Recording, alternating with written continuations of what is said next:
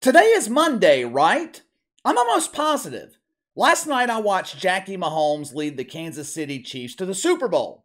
Yesterday afternoon, I'm pretty sure I watched the NFC Championship game until I realized the game was over at halftime.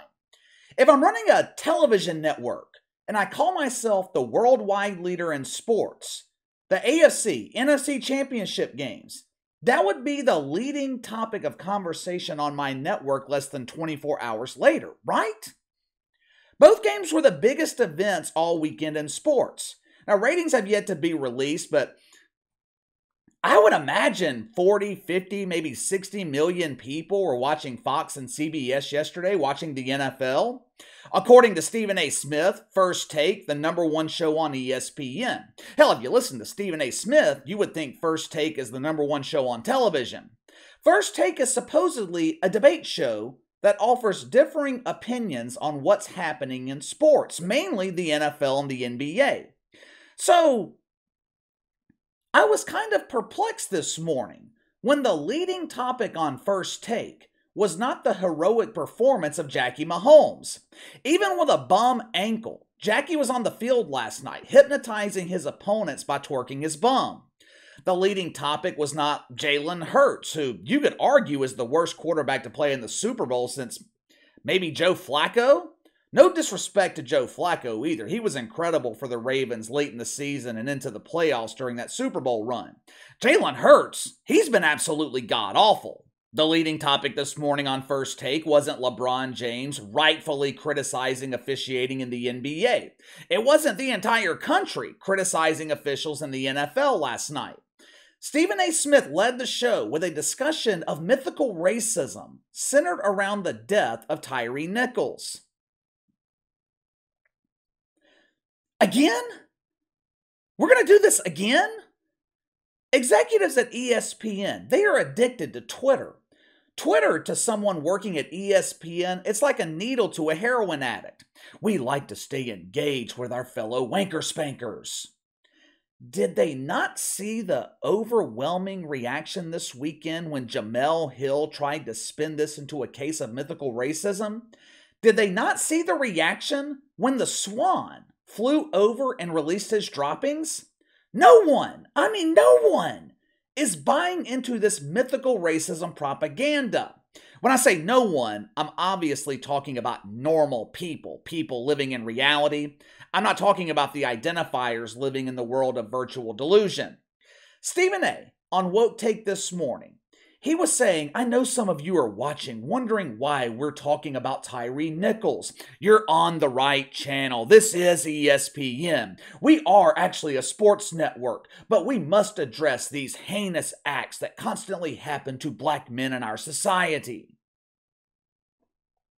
To be honest with you, I am no longer surprised by this. Unfortunately, this is what I've come to expect from the worldwide leader in woke. I used to be a big fan of First Take when it was Stephen A. and Skip Bayless before he transitioned into Skippy Bebe, Boothang of Shay Shay.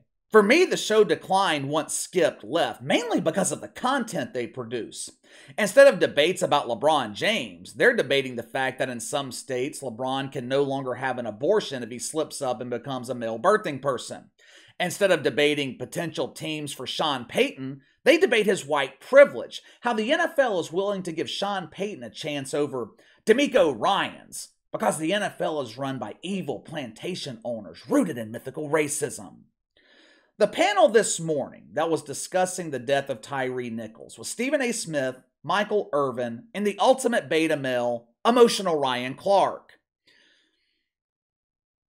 Correct me if I'm wrong.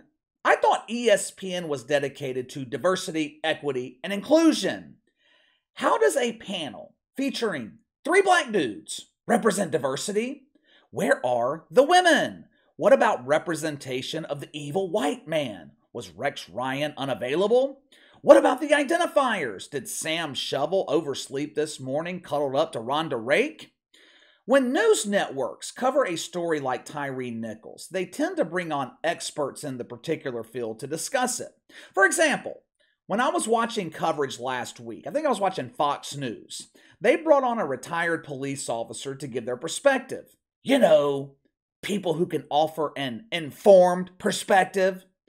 I think we can all agree what happened to Tyre Nichols was horrifying. When most people see something like this, they tend to react out of emotion. Experts in the field, they can remove the emotion and offer a different perspective. That's why they're called experts. What does Stephen A. Smith know about working in law enforcement? What does Ryan Clark know about being a police officer? Now, I will say, I don't think Stephen A. Smith has a bias against the police. I've heard him say on numerous occasions that he supports cops, he's an advocate for crime and punishment, doesn't want police to be defunded.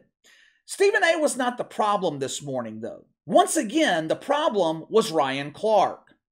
We all have opinions. We all have the right to share our opinion. But when you're uninformed, when you have no idea what the hell you're talking about and you're given a national platform, that is a recipe for disaster. Ryan Clark was his usual emotional self when talking about the death of Tyre Nichols. I thought it was interesting that one of his primary concerns was the impact this tragedy would have on the Black Lives Matter movement. More importantly, Ryan Clark spread the same falsehoods, the same propaganda that was being spread by Smelly Gemelli and the turd-dropping Swan. It was like Ryan Clark had his emotional support shovel, picking up the Swan's droppings, then claiming the ideas as his own. Watch it for yourself. Because you're setting up your false reports. You're setting up your opportunities to just do whatever the hell you want to because you have a badge. And all the times when we get people who push against Black Lives Matters and you have to explain to them, no, we're not saying that other lives don't matter. We're saying that Black Lives matter too because they matter to us. Now you can't even scream that they matter to us because these 5 cowards look just like Tyre Nichols. These 5 cowards left homes, left neighborhoods, left houses, left projects that people look just like them, and they just don't give a damn. Because whatever the pollution is, whatever the poison is, whatever the rhetoric is that says someone that looks like Tyre Nichols and Tyre Nichols himself is not worth living, they fed into that. And so now it wasn't about black, it wasn't about white, it wasn't about brown, it wasn't about yellow, it was about blue and the way that blue sees black. And when are we going to start to care as people tell us to trust the guys in blue, to trust the women in blue, to trust the badges? One of your biggest worries coming out of this is your concern for the Black Lives Matter movement? Really? For starters, is BLM still active? I haven't heard much from the organization since their founders got blasted for buying themselves mansions, making themselves personally rich off the business of mythical racism. Ryan Clark is so concerned about a movement that was started by an organization where one of their stated goals was the destruction of the nuclear family. If you're supposedly an advocate for the black community, if you want to see black people succeed, why in the hell would you be concerned about an organization that is destroying your community? Ryan Clark claimed these 5 officers in Memphis fed into this so-called rhetoric, fed into this belief that men who look like Tyre Nichols don't matter. I believe he called it poison in that clip, which, if this were true, it would be poison. But it's not. The insinuation here is the same bullshit being spread by Jamel Hill. Police departments across America are rooted in white supremacy. These roots go so deep that even black men are brainwashed into turning against their own. I said the same thing over the weekend. Does that make any sense to you? Ryan Clark is generalizing. He's lumping all cops into one group, mythical racist. You heard him in the clip. It's the blue race against the black race. This narrative is extremely dangerous, which is the reason the shitfucks continue to push it. Last year, police in America fatally shot more civilians than any other year on record. Over 1,100 people lost their lives last year at the hands of a police officer.